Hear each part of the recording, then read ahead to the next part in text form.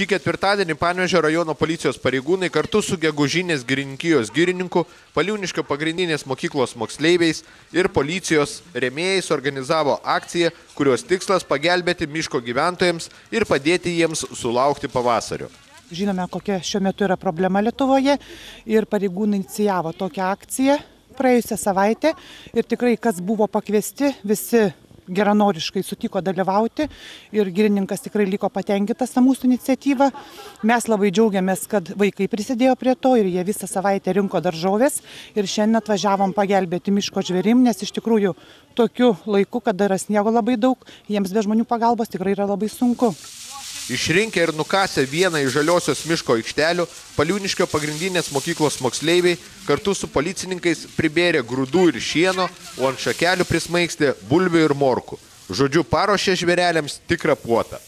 Prie miško ir gyveno čia visai netoli, ar daug tų žvėrelių? Vis tiek. Aha, nemažai. Būna ir lapių, ir tų stirnų, ateina kiškių, paberiam zylutę maistą. Duodam, negailim. O iš kur surinkot? Ką čia surinkot?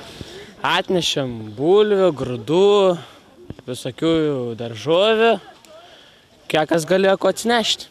Pirmąją tokią akciją Panevėžio apskrityje suorganizavusiems policijos darbuotojams, vaikams ir parėmusiems ūkininkams girininkas Dainius Medutis negailėjo gerų žodžių, bei siūlė prie šios akcijos prisidėti visiems, kas gali.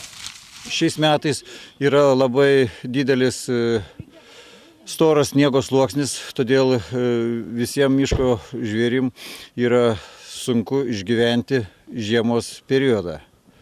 Todėl labai malonu, kai suorganizuoja kažkas tai akciją, prie kurios mes visą laiką kaip miškininkai prisidedam ir parodom, kurioje vietoje galima atvežti, išpilti, aišku, tai ar grūdų, ar kažkokiu tai daržovių, bet tik tai, kad svarbu nepaliktų šiukšlių.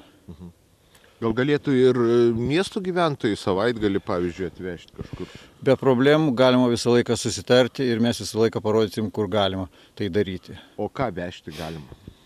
Vežti galima ir duoną, ir bulką, bet kokias maisto atliekas galima. Kaip tikimasi, ši akcija ne paskutinė, nes storas sniego sluoksnis, kaip manoma, išsilaikys dar mažiausiai mėnesį.